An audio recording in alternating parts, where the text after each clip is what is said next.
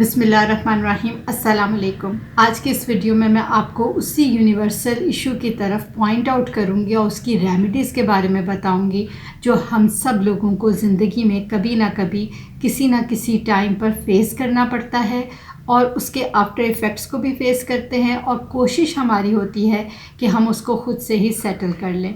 लेकिन routine life इस तरह की अजीब किस्म की होती है या इतनी बिज़ी होती है कि जब आप उसको सेटल नहीं कर पाते उस इशू को, तब आप डॉक्टर के पास भागते हो कि वो आपको कोई कब्ज़ कुशा की दवाइयाँ दे और आपका ये मसला हल हो जाए।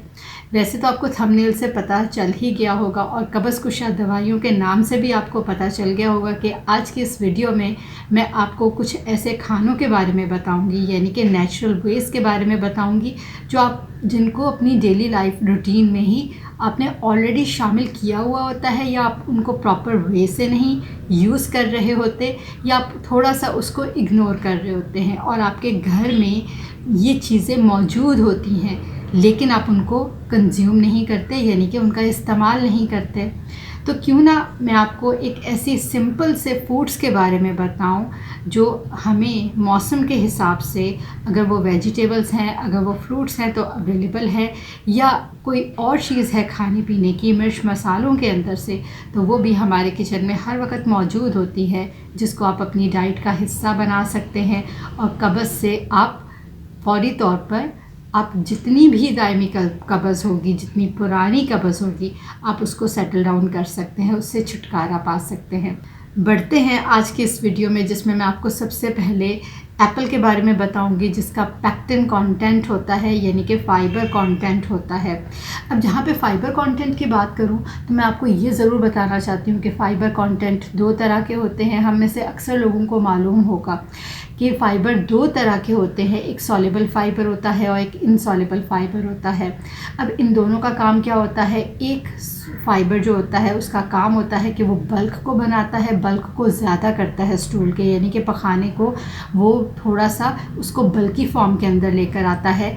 और दूसरे का काम ये होता है कि जितने भी हार्ड स्टूल्स होते हैं, यानी सख्त किस्म का पखाना होता है, उसको वो सॉफ्टन करता है। उसके अंदर पानी की एडिशन के साथ, उस फाइबर की एडिशन के साथ वो उसको सॉफ्टन करता है ताकि आपको स्टूल पास करने में आसानी हो। इस वजह से आपकी कॉन्स्टिपेशन आपको नहीं हो पाती। एप्पल के अंदर पैक्टिन मौजूद होता है जो यूजुअली उसकी जल्द के अंदर मौजूद होता है, जो कि एक बहुत अच्छा फ़ाइबर कंटेंट है और कब्ज़ कुशा के तौर पर काम करता है।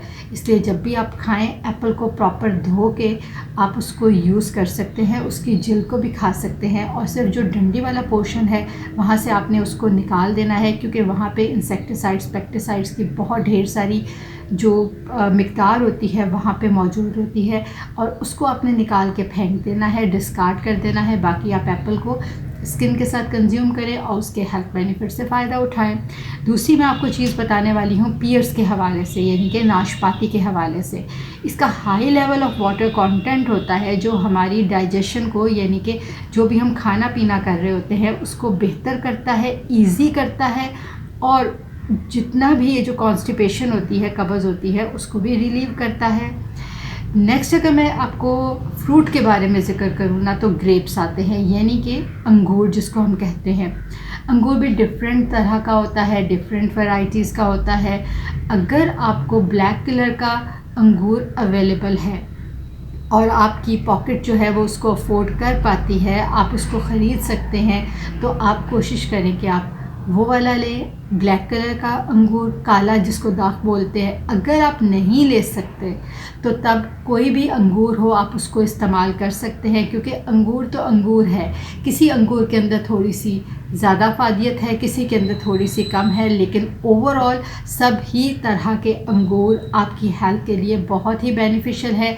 और जो स्टूल कंटेंट होता है कॉन्स्टिपेशन के हवाले से, ये स्टूल के अंदर मॉइस्चर को ऐड करता है और उनको सॉफ्टन करने में, यानी कि नरम करने में, ताकि जब नरम हो जाए स्टूल तो वो इजी से पास ऑन हो जाए और आपको डेफिकेट करते वक्त, यानी कि पखाना करते वक्त आपको पेन ना हो और आपको ज़ोर ना लगाना पड़े।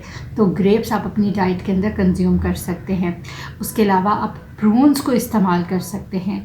अब ये प्रून्स कई लोग बहुत कंफ्यूज हो जाते हैं, लेकिन मैं आपको एक सिंपल आसान से लेमन टर्म के अंदर बताऊं कि प्रून्स वही चीज़ है जिसको आप आलू बुखारा बोलते हैं। आपको इजीली मार्केट में अवेलेबल होता है, मौसम के हिसाब से भी अवेलेबल होता है, और जिस वक्त इसका मौसम नहीं होता तो तब ये ड्राई फॉर्म के अंदर मौजूद होता है, आपको मिल जाता है मार्केट में, और इस ड्राई फॉर्म को प्रून्स बोलते हैं।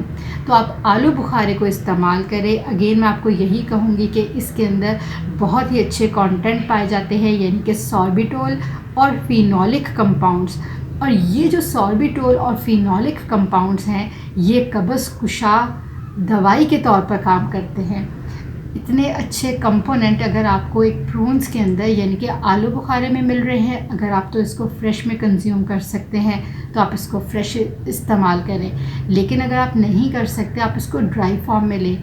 बट आपको ड्राई फॉर्म में लेते वक्त एक चीज़ का ख्याल रखना है कि उसके अंदर बहुत ज़्यादा जो एक एडिटिव्स होते हैं जो शुगर कंटेंट को बढ़ाने के लिए इस्तेमाल किए जाते हैं, या उसके अलावा अगर मैं आपसे कहूँ कि कोई ये जो प्रिजर्वेटिव्स होते हैं वो इस तरह के नहीं होने चाहिए जो अगेन आपकी जो कैलोरी काउंट है उनको बढ़ा दे, या कोई और केमिकल्स को आपको बाहर से आपको कंज्यूम करने पड़े।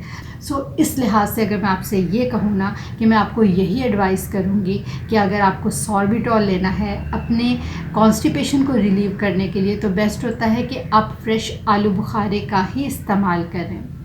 नेक्स्ट मैं अगर आपसे ज़िक्र करूँ तो एक चीज़ मैं आपसे कहूँगी कि जहाँ पे भी कॉन्स्टिपेशन को रिलीव करने की बात आती है, कब्ज़ की बात आती है, मैं हमेशा से कहती भी आई हूँ मुख्तलिफ़ वीडियोस के अंदर, इस वक्त मैं दोबारा से एज अ रिपीटिशन के तौर पर कह रही हूँ कि आपने प्लेंटी ऑफ वाटर्स यानी कि ढेर सारा पानी आपने ज़रूर इस्तेमाल करना है। और ये जो पानी होता है ना, ये डिपेंड करता है कि आप मौसम की मुनासबत से, अगर हबस है तो आपने वाटर कंटेंट थोड़ा सा बढ़ जाता है। अगर आपको पसीना ज़्यादा आ रहा है, आपको स्वेटिंग ज़्यादा हो रही है, तो उसके साथ आपके नमकियात भी जिस्म में से खारिज हो रहे होते हैं, तो आपने बहुत केयरफुल रहना होता है कि आपका वाटर कंटेंट यानी कि आपको डिहाइड्रेशन ना हो और वाटर कंटेंट आपका ठीक रहे बॉडी। नेक्स्ट आ जाती हैं कॉन्स्टिपेशन को रिलीव करने के हवाले से आ जाती हैं बीन्स यानी कि राजमा, उसके अलावा पल्सेस यानी कि जितनी भी तरह की लेग्यूम्स या पल्सेस होते हैं, बीन्स, राजमा आ जाता है, लोबिया आता है, दालें आ जाती हैं, मूंग की दाल, मसूर की दाल, माश की दाल, ये बहुत ही अच्छा एक सोर्स है प्रोटीन कंटेंट का। और उस प्रोटीन कंटेंट के अलावा ये प्लांट बेस्ड फाइबर कंटेंट का भी बहुत अच्छा सोर्स है। इसमें बहुत ही ढेर सारी न्यूट्रिशन पाई जाती हैं। मल्टीविटामिन्स के हवाले से मैं अगर आपसे कहूँ कि ये बहुत ही अच्छा सोर्स है। जिन लोगों ने वेट लॉस करना होता है, ये उनके लिए भी इसका इस्तेमाल बहुत ही फ़ायदेमंद है क्योंकि आपको प्रोटीन्स मिल रही होती हैं। लेकिन उसके साथ साथ अगर मैं आपसे ये कहूँ कि ये इम्यूनिटी सिस्टम को यानी कि इम्यून सिस्टम को भी बूस्टअप करती हैं और वेट लॉस तो करती ही हैं, जैसे भी मैंने थोड़ी देर पहले जिक्र किया है। नेक्स्ट आ जाता है, जब कॉन्स्टिपेशन की बात करें ना, तो कॉन्स्टिपेशन के हवाले से पल्सेस का, बीन्स का और मुख्तलिफ़ किस्म की जो आप दालें इस्तेमाल कर रहे होते हैं, उनका ये फ़ायदा होता है कि आपको फीलिंग ऑफ फुलनेस देती हैं। आपको फ़ील होता है कि आपका जो स्टमक है वो भरा हुआ है, इस वजह से आपको खाने की तलब नहीं होती। और जितने भी नर्व सिग्नल्स होते हैं वो ब्रेन को जाते हैं, स्टाइटी सेंटर को जानते हैं कि नहीं भाई अभी पेट भरा हुआ है, अभी खाने की इस बंदे को ज़रूरत नहीं है, इस वजह से वहाँ पे आपको भूख नहीं लगती। तो जो फीलिंग ऑफ फुलनेस है, जिस वक्त भी आप कॉन्स्टिपेशन की बात करें, जिस वक्त भी आप वेट लॉस की बात करें, जिस वक्त भी आप कोई और ऐसी बात करें जो कि आपको जीआईटी सिस्टम को इन्वॉल्व करता हो, तो वहाँ पे ये चीज़ बहुत ही इम्पॉर्टेंस रखती है।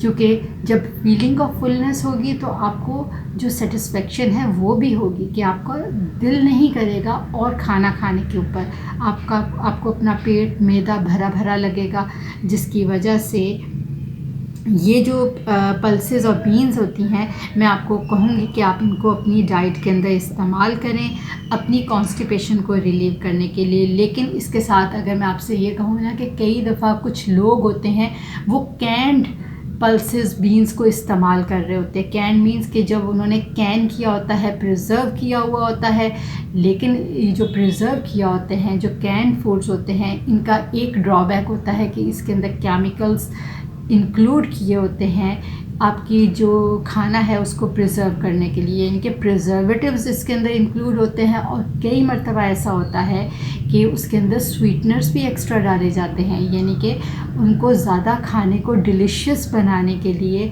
डिफरेंट इंग्रेडिएंट्स को इंक्लूड किया जाता है। तो ये चीज़ें आपने बहुत केयरफुल रहनी होती हैं। वैसे मैं आपको हमेशा से यही एडवाइस, यही रिकमेंड करती हूँ कि आप जब भी खाएं तो कोशिश करें कि जो फ्रेश वेजिटेबल्स और फ्रूट्स जो मौसम के हिसाब से और उस एरिया में जहाँ पे आप रह रहे हैं, आपकी लिविंग है, क्योंकि आपकी जितनी भी बॉडी अडेप्ट हुई हुई है वो उस क्लाइमेट के हिसाब से अडेप्ट हुई हुई है। साथ ही अगर मैं आपको ये कहूँ कि कॉन्स्टिपेशन को रिलीव करने के लिए आपने रेगुलर एक्टिविटी ज़रूर करनी है, चाहे वो वॉकिंग हो, चाहे वो जिम हो। तो ये चीज़ें अगर आप अपनी डाइट के साथ रखेंगे, अपने लाइफस्टाइल को बेहतर करेंगे, तो कॉन्स्टिपेशन को बहुत हद तक आप किल कर सकते हैं, उससे फ़ाइट करके उससे छुटकारा हासिल कर सकते हैं। उम्मीद करती हूँ कि आज की वीडियो भी पहली वीडियोस की तरह आपको बहुत अच्छी लगी होगी, और अगर अच्छी लगी हो ना तो इसको लाइक करके चैनल को सब्सक्राइब भी कीजिएगा और अपने फैमिली, फ्रेंड्स और रिलेटिव्स में हमारी इस प्लेटफॉर्म की वीडियोस को शेयर कीजिएगा। ना सिर्फ इससे आपकी सपोर्ट हमें मिलती है बल्कि हमें हौसला मिलता है और हमें ये भी पता चलता है कि आप किस तरह की वीडियोस को पसंद कर रहे हैं और नेक्स्ट आप हमारे चैनल पर अपने लाइफस्टाइल को बूस्ट अप करने के लिए किस तरह की वीडियोस चाहते हैं। इंशाल्लाह मिलते हैं अगली वीडियो में नए टॉपिक के साथ। अल्लाह निगहबान।